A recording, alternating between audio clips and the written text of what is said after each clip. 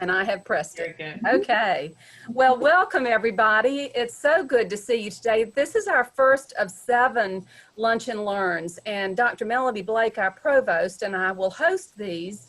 But you'll be so happy that we won't be the ones providing the information because we are surrounded by wonderful faculty and staff who have so many good things to talk about Wesleyan, and you'll be excited to know about them. I'm happy to see some of our staff on this meeting. I see Susan Allen, and we've already introduced a couple of trustees, Pris Bornman and a new trustee, Jessica Thomas. Sandra Lewis is a member of my Sunday school class. Glad to see Sandra there. And Carolyn Hall and I went to high school together. So there you go. It's a small world, isn't it? This is a busy week at Wesleyan. As I told you, we just this morning finished a 2-hour orientation for our new trustees. We have 5 new trustees. And then tomorrow and Friday will be our trustee meeting. It will be a virtual meeting, as this is.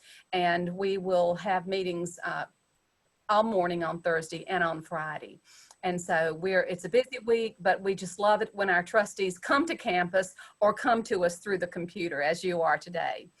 Also, Kathy, I hope you'll tell them before we leave about our grand tour, our grand virtual tour this year. Normally, Kathy and I hit the road in the fall and in the spring and go around to visit alumni groups, but this year they too will be virtual. And this gives us an opportunity to meet with people all over the world in ways that we couldn't before. And we hope establish some new geographical alumni groups because of the advantage of these virtual meetings. So Kathy, I think we have 6 coming up. Is that right? Oh, you're muted, Kathy. You're still muted, Kathy. You're muted. There I am. I was going up to my screen to unmute. I'm sorry. We have about 6 events coming up. Birmingham, Jacksonville, Washington, D.C. Jessica, I've got to talk to you about Washington, D.C. New York, 2 more. But anyway, we'll be coming. Colorado? Aren't we going to do Colorado? We're going to do Colorado, maybe not this semester, but the next. But anyway, we'll have that on the website. Send out an email, and we will be coming to a city near you. So you can request if you want us to come. We'd love to reach out to smaller areas as well. St. Simons and Savannah, other parts of Florida. Yes, we're going to Colorado and out west. So we'll be seeing you soon. I see Faith Sumter on the call too, and Faith is on our Alumni Board of Managers, and that's another very, very active group. Well, it is my pleasure to introduce the session for today, which is going to be led by Tonya Parker. Tonya is Assistant Dean of Diversity and Assistant Dean of Equity and Inclusion, and also our Chief Diversity Officer. We have been involved very, very deeply and sincerely in diversity, equity, and inclusion initiatives for many years.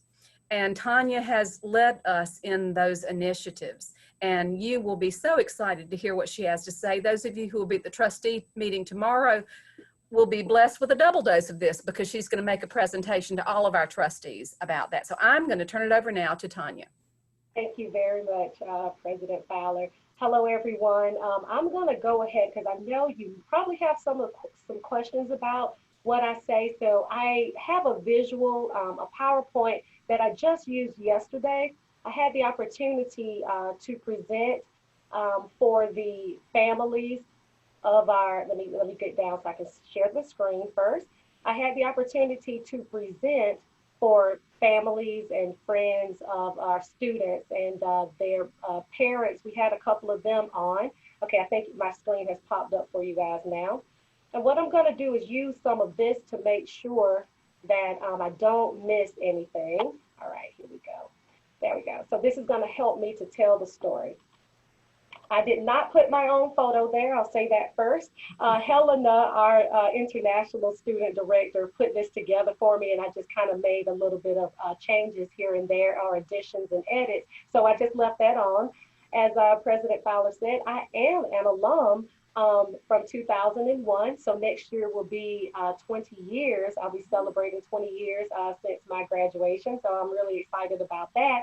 And just to give you all an overview of what my office does here, we work together as a campus to promote diversity, practice inclusion, and my office administers compliance as essential elements of Wesleyan's mission, values, and strategic plan. And I want to share this statement. Well, actually, it's a quote from a welcome letter that I sent out to our faculty and staff. And I'll tell you what that was about with our DEI training that they just participated in between August and September. It says here, because I don't know if everybody can see my screen, we are a combination of individuals representing visible and invisible diversity. And each of us can contribute to creating and supporting spaces in which inclusion is viewed as a priority and is consistently practiced. When we are conscious of how our own biases, beliefs, experiences, and worldview affect our behavior and attitude, we are better positioned to self-assess and evaluate our reasoning, intentions, and actions. Awareness, education, willingness, and mindfulness help bridge gaps of understanding and empower us to overcome any negative thoughts or fear that is often associated with difference.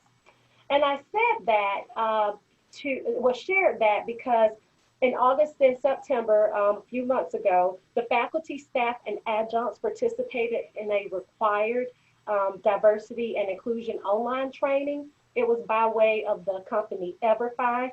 And we used that also for our first year students for their sexual assault and alcohol education training. And the two modules we chose for faculty, staff, and adjuncts are entitled Diversity, Inclusion in the Workplace, and the second one, Managing Bias. And the inclusion in the workplace training explores identity, power, and privilege through these unique experiences of real people and situations.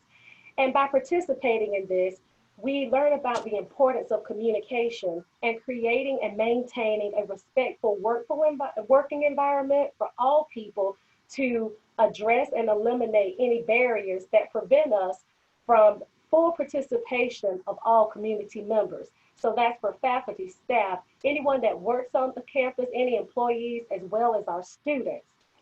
And the Managing Bias module, it complements the inclusion module by defining bias, and then it describes how bias can affect the workplace, and it encourages community members to use the knowledge, once they are aware of biases, how biases can affect behaviors. And then if we continue with unchecked bias, then it could have a negative impact. And so therefore creating unhealthy relationships with community members.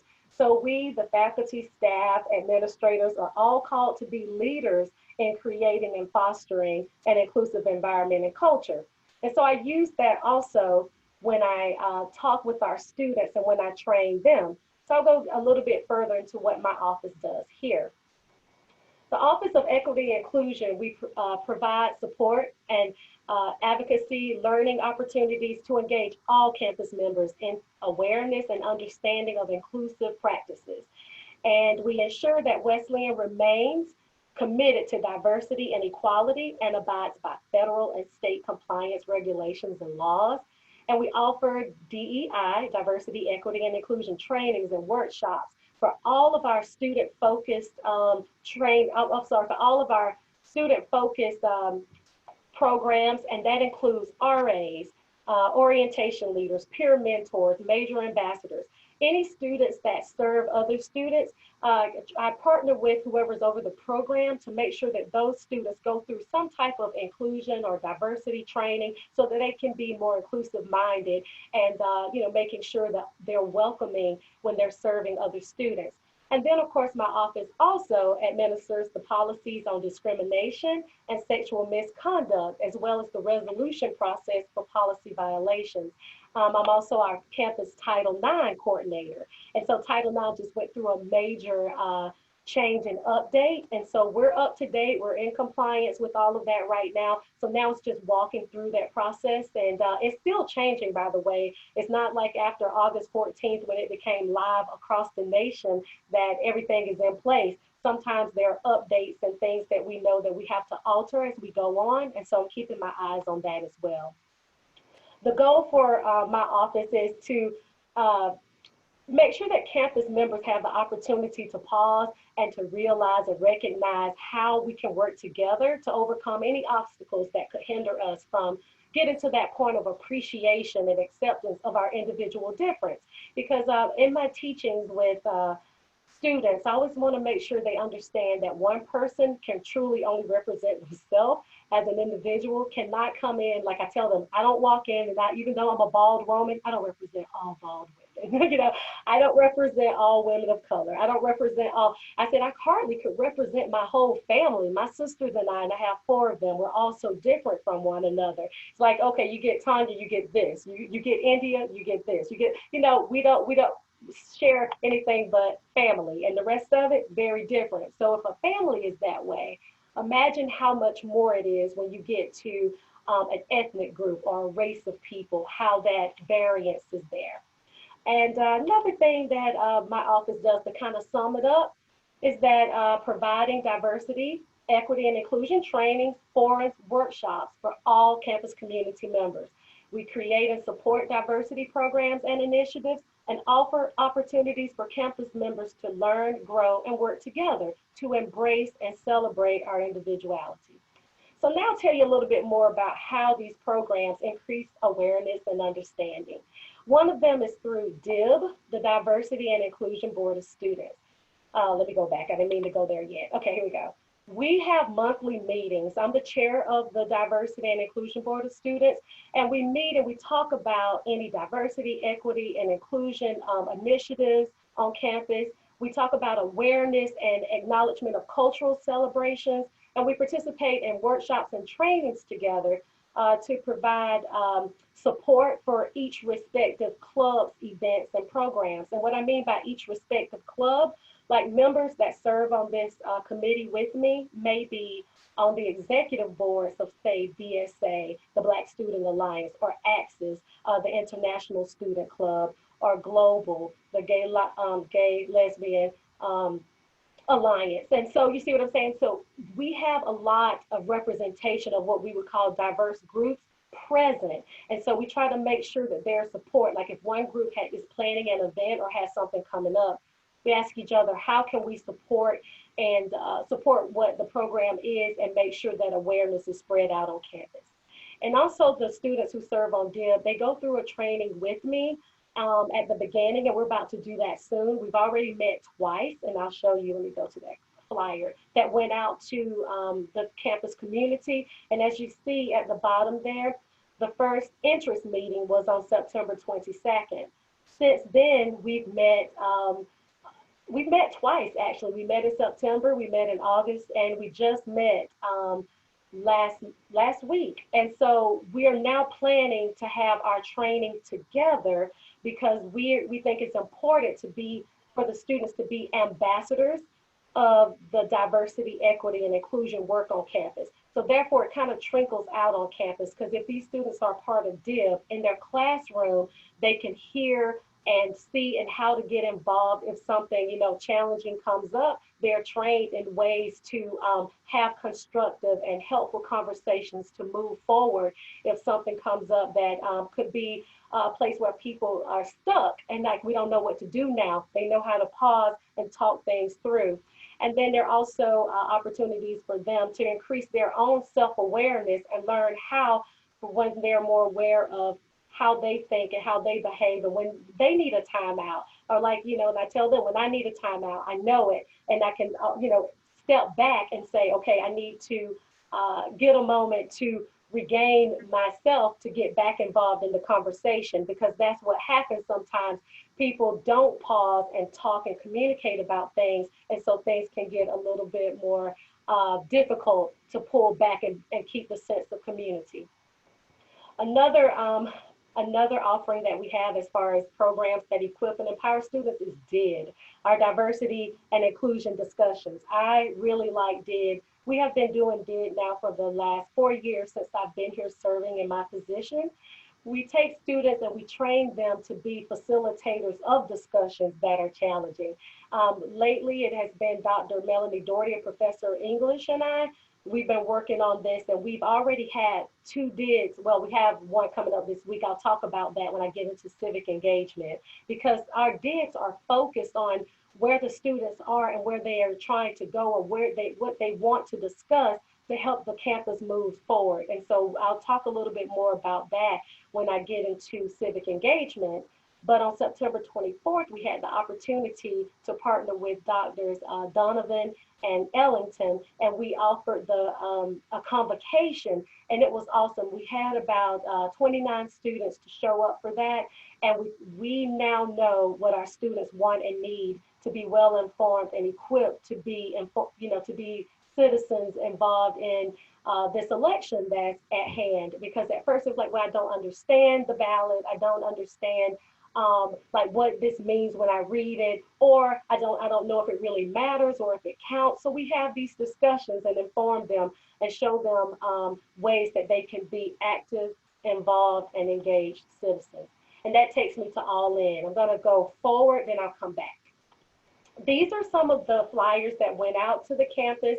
As you can see, dates across the ribbons. You see September 17th, September 24th, and the last one on my right, October 15th. And that is going to be tomorrow's DID gathering. And it's the last one that we're going to have. That's the pre-election, because we're going to offer more DIDs as post-election, just to make sure that we provide a space for students to come together. So we're on the end now where we're preparing. As you can see on the one on September 17th, we want people to be informed, actively involved. And so the questions that we got from the students, like, how does the process work for the presidential election? How do I get registered to vote? Does my vote really matter?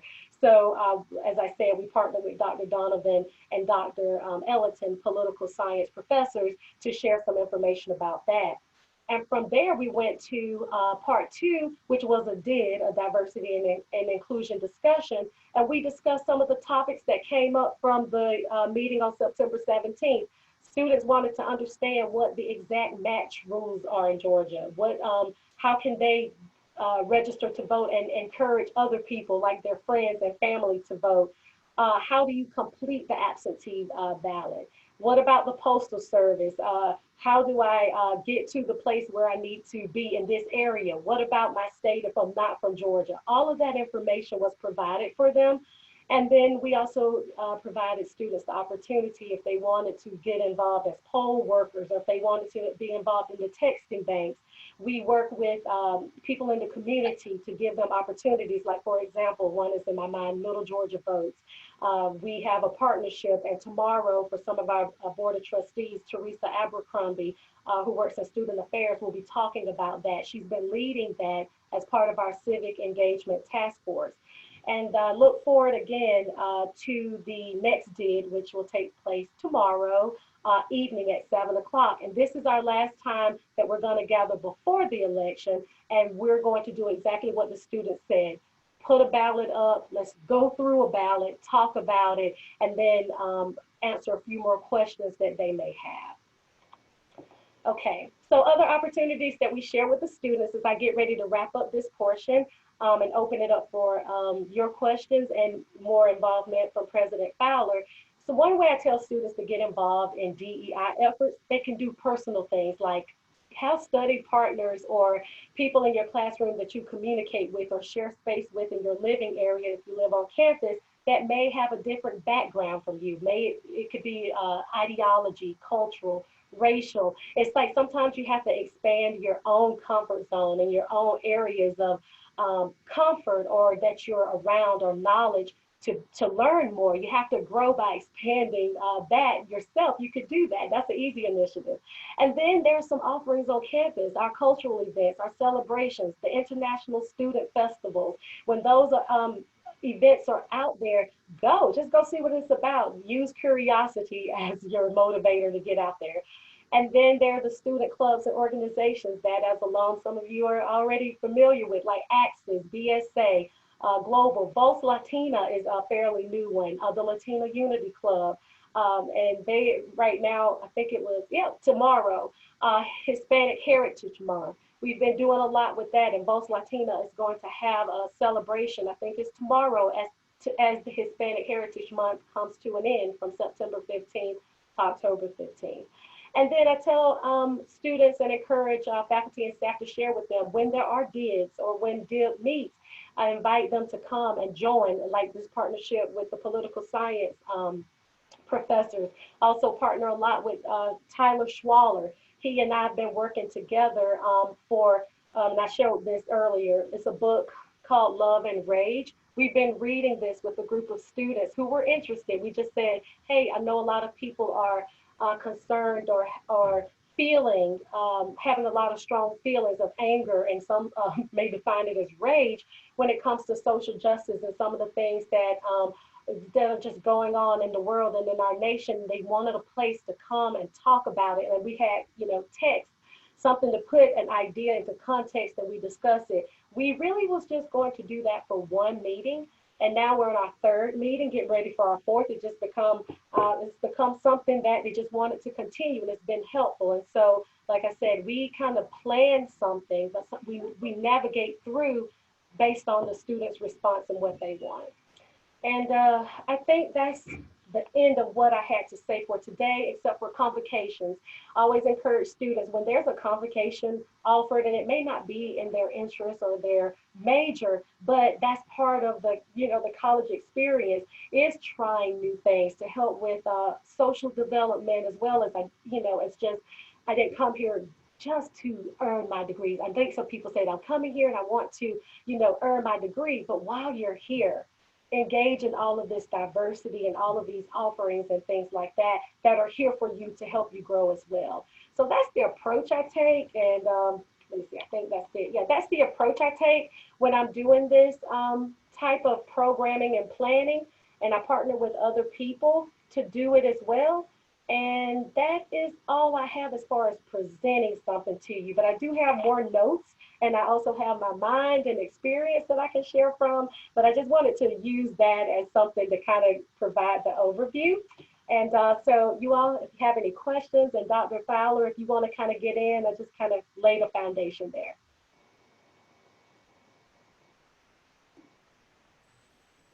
Well, Tonya, I'll just briefly add that when we talk about diversity and inclusion and equity, we often say diversity is who we are.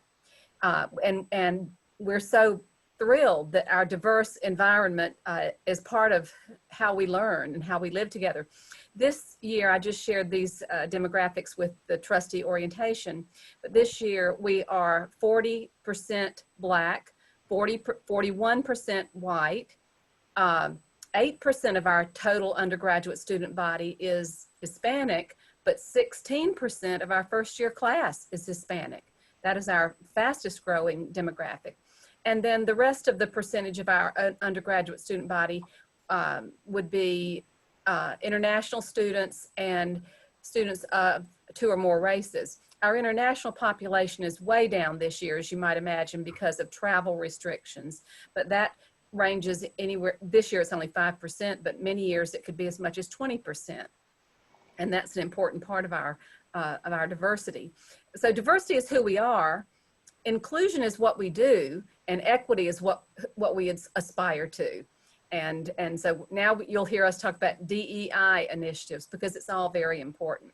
And Tonya alluded to the President's Council on Equity and Inclusion, which we decided this year to not include students on that council because Tonya's working so closely with students on hers. But the President's Council for Equity and Inclusion has faculty, staff, alumni trustees, the trustees who happen to be alumni, and also many other alumni. And that group meets monthly virtually. Questions? I guess I'm kind of curious. How many did you invite all our alumni for this? Identified, or do they volunteer, or is there a special way that this happens, or is it all very informal as far as the board goes, the Diversity Inclusion Student Board? There are two questions on the table. Michelle asked the question about this meeting, right, Michelle? You're asking about this. I didn't think anybody could hear me. I'm sorry. These lunch and Yeah, learn. was all alumni invited to this? Sure, yes. And actually, we're thrilled with this number, right, Kathy? Did we lose Kathy? There's Kathy, yeah. We've had a number of events over the summer with alumni, and sometimes there'd be a handful, and sometimes there may be a dozen or more.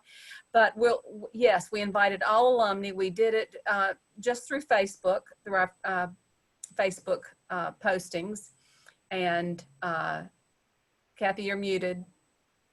We send it out through Constant Contact. It's posted on our social media and on our website. But I must tell you, the world is now becoming a Zoom world. And that's why we're recording this, so that those who could not come, and a number of people emailed and said, oh gosh, it's not going to work. I've got another Zoom meeting that I pre-committed to. So that's why we're recording it, Michelle, so that others can see it.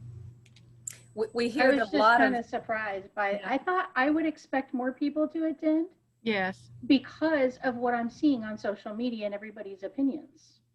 They have been complaining, especially in the alumni pages, very loudly about they don't feel like they're being communicated with. And you just offered up an opportunity that for the first time in 25 years of me being an alumni, 26 years I think now, of actually being able to feel like I know what's going on a little bit with the campus instead of just getting a newsletter. So I'm going to be aggressively saying something on social media channels about, if you want to complain about the college, start participating when they give you an opportunity to. Good.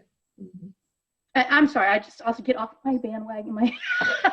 I appreciate that. That's a good thing. Thank you, Michelle. Tell them appreciate how great this session was, and we've got 2 more sessions during this semester that I outlined, and then the president and provost will do another set in the spring. But we need your help to pass on the news.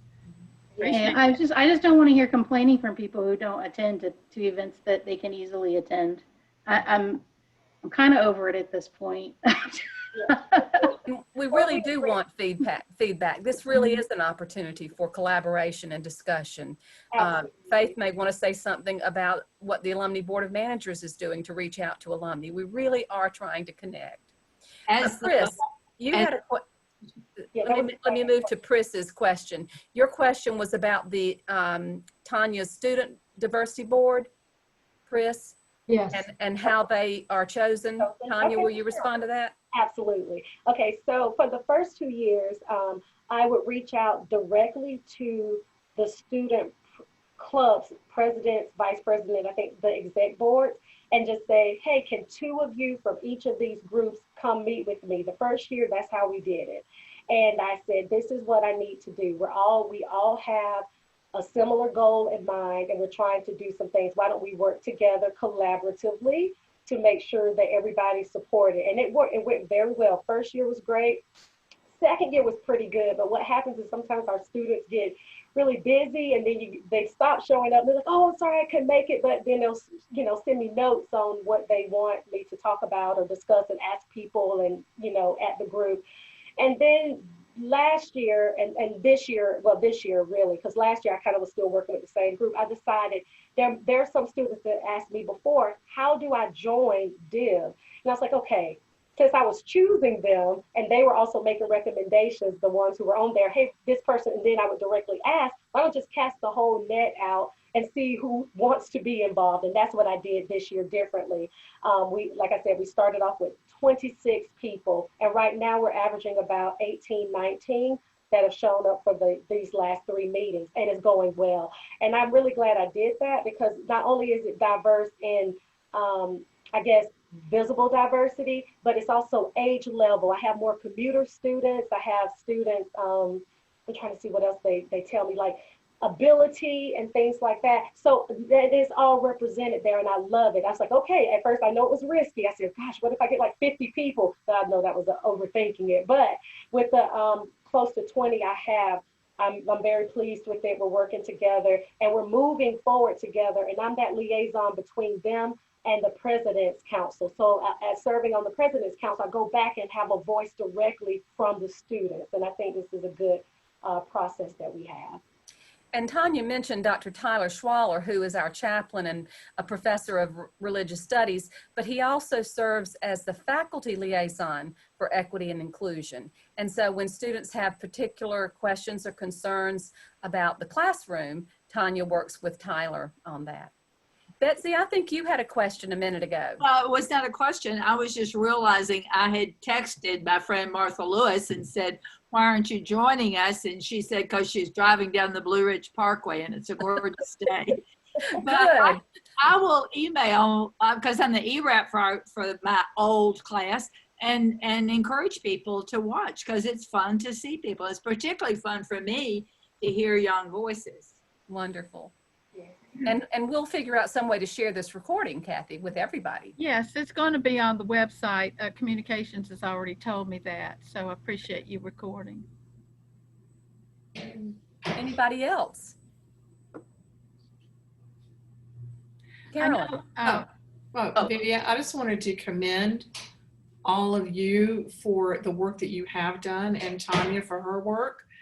And when I was at Wesleyan, we were not that diverse. In fact, I think it was kind of sort of the very beginnings of increasing the diversity on campus. So I just wanted to say that I think there's a lot of good work going on. Thank you. Thank you, Carolyn. And as Tonya said, when we talk about diversity, we're talking about all kinds of diversity, ethnic diversity, religious diversity, sexual orientation, geographic diversity, ability diversity. So all of those things are important. And Jessica, you're probably about to speak. Before you do, I just want to say this too. It's so good, and I hope, like kind of Michelle was saying, that you all will go away from this and share with other people what we're doing. And I don't want to get emotional about it, but when I hear and see the way people are tearing each other down on social media and the work that we're doing here, I get so ripped up about it. I'm like, you guys, come and talk to the current students and hear what they have to say. Because when I look out, I was at BSA's meeting Monday night. I looked out at them and I said, you guys, the progress that we have made with you all just sitting here and our Hispanic, our Latina students there, and just the things they were talking about. I said, we have grown so much. I'm going into my 20th reunion of graduating here, and I can see and feel it. It is not what social media is saying. And when I hear that, it just really, I'm just like, oh my gosh, are we not working here? And I don't know if people take my silence for not saying anything, but I'm like, there's nothing I can tell them myself, because I'm the person behind doing a lot of the work with all of my peers here. I think they would be like, you're just trying to make Wesleyan look good or something.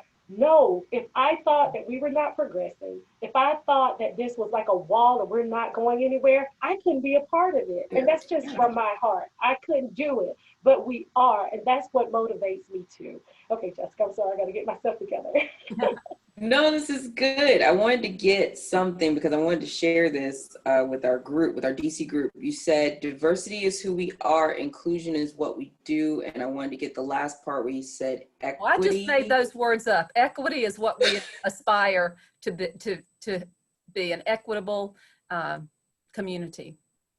Okay, that was really good. I mean, just think that's a really good tagline. So, but I also agree with you, Tonya. I mean, there are times, and Michelle, there are times that it is very hard to get out of the filter of social media with being like, you have no idea they're really working at this kind of situation, because, you know, not everybody has a chance to peek behind the curtain, so to speak. And we're not there. But the thing is that, like you said, in talking and texting with some of the students, they're pretty good.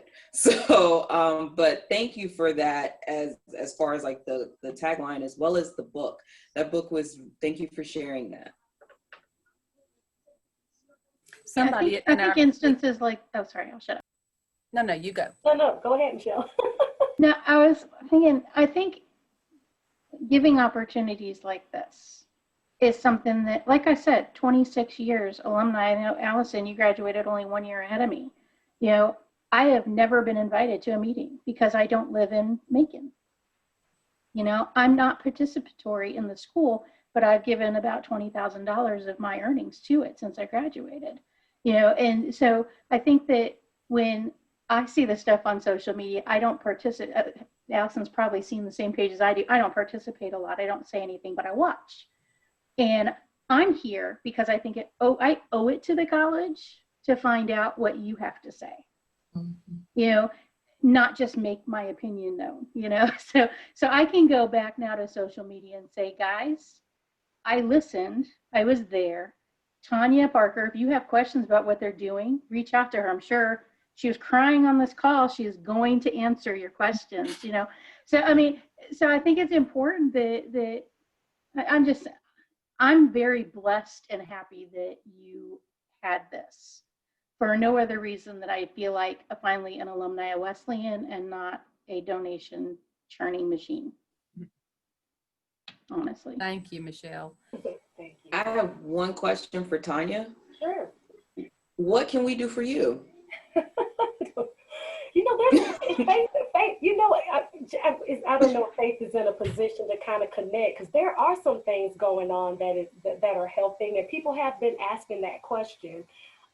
Okay, Faith, I saw you unmuted. So do you want to kind of share? No, I'm here. I'm just saying I'm here. I'm just doing other things at the same time. So okay. That's why I have my video. No problem. I'm technically at work right now. But I will kind of say, so I serve on the Alumni Association board as kind of two positions right now, but primarily secretary. I am the outgoing diversity and inclusion person. So I've worked with Tonya pretty closely over the past, I think it was supposed to be 3 years. It's ended up being like 4, so whatever. But I'm still kind of doing that role as well. And so one of the things we did over the summer, and some of these groups are still meeting, is to have some targeted conversations among alums who are non-people of color, so white alums is what I would say, but you know, if people are offended by that, I'm sorry. But among folks who are in majority groups to talk about issues around white privilege and white supremacy. And so we had a kind of small group circles around that. And most of those groups have finished, but we kind of let them go at their own pace. So some of them are still going. And we are looking at what are kind of next steps and other options to connect people virtually, especially since folks are in this completely virtual environment. It's a great opportunity to include folks like Michelle and other people who may not be geographically close to Wesleyan or in Atlanta, where I am. Folks who are living in other parts of the country or other parts of the world, to have conversations and to make connections. Because I think what we're really thinking about as an alumni board is how do we connect people together and how do we keep people engaged with the college, not just when we're asking about money, but how do we kind of do that on an ongoing basis. So all that said, if you have ideas on how we can do that and how we can reach out to folks, it doesn't have to specifically be about diversity, but feel free to send me an email. I know Tanya's inbox is typically open. The other thing I'll mention is we've also been having conversations to create community and support among Black alums. And so you guys who don't know me can't see me, but I am a Black woman.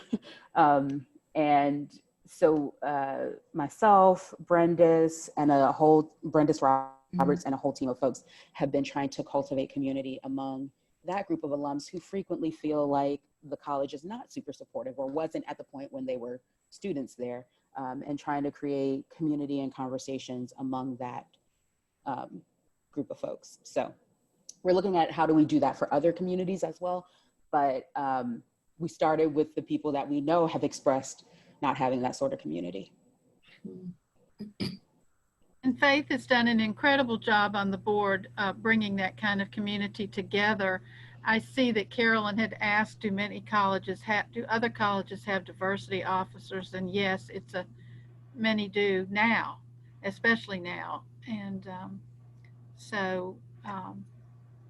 In fact, Kathy, if I could add to that, I just read an article this week that said, what happens after you get a chief diversity officer. And we did it sort of in reverse, didn't we, Tonya? We just named Tonya chief diversity officer this year. She was previously the assistant dean for diversity and inclusion, but we have been working toward DEI initiatives for several years, not just through student affairs, but also through academic affairs. It's really a campus-wide initiative. Yes. Any other? I'll ask that question too. Tonya, are there things that specifically this group of folks can do to support you? Well, Sorry, I turned my video on. Okay. I think the most important part, we've already kind of said based on what Michelle is, the messaging is helping to reverse whatever the messaging is, or sharing what's going on. And the students and we've talked about that too. They're like, we wish people knew how proud we are of Wesleyan, is what the students are saying. And then they feel like they can't say it, because if they say it, kind of like what I was saying earlier, I start talking about how good things are going and how much progress we're making. They're like, yeah, because you work there. You're like, no, because it's happening. And so as alums, and now that you all are more informed, just sharing that message, that would help tremendously, because the work it's being done. And we just need to change the narrative. Yeah. Well, I'm going to speak up for Tonya, because you several people have asked what you can do for Tonya, and she is only one person. The Office of Diverse, Equity, and Inclusion is one person, even though it is a campus-wide initiative. And Tonya, as you can tell, pours herself out and into people, and students line up wanting to be in her presence. Really, they want to be the kind of person Tonya is, and one person can only do so much. We have a long way to go in terms of diversifying our faculty, not so much staff. We've made progress with staff, with more than 20% of our staff being non-white. That would be international and African American and other kinds of non-white staff, but not so much with our faculty. And so that is an initiative that we must attack. Hard to do at a time when we are cutting budgets, cutting departments, cutting programs, but we must have more people than Tonya for students to talk to about their experiences, and to be role models like Tonya is. And then that's where alumni can help. Yes, I agree. I remember being a student myself, and I shared this at BSA. We were talking about, they were talking about the very thing. And just like Dr. Fowler said, it's not new. We know that there's a need for the faculty to be more diversified. But I told them when they were saying, we just need to see ourselves, like, who taught you? And I said, well, when I was here, Dr. Catherine Meeks, her first year was 1999. And I was here, I don't even know what she was teaching. I signed up for her class, and I said, oh, it's sociology, that's great. And we're still connected. Last year she came here as part of our Standing on Their Shoulders Black History Month convocation, and was speaking. And that was one of, I know at least three maybe combined, that I have invited her back. And the photograph from when she first started that is in OSP, in the hall of where the OSP, the Student Affairs offices are. And so those are the things. It's like, okay, I get how representation does make an impact and help, but funding, again, to get the people here, that's an area I just can't voice that enough. And representing self is a big deal. Like I said, I just signed up for a class. I didn't know what she was teaching. It's like, oh, sociology. All right, we can do that.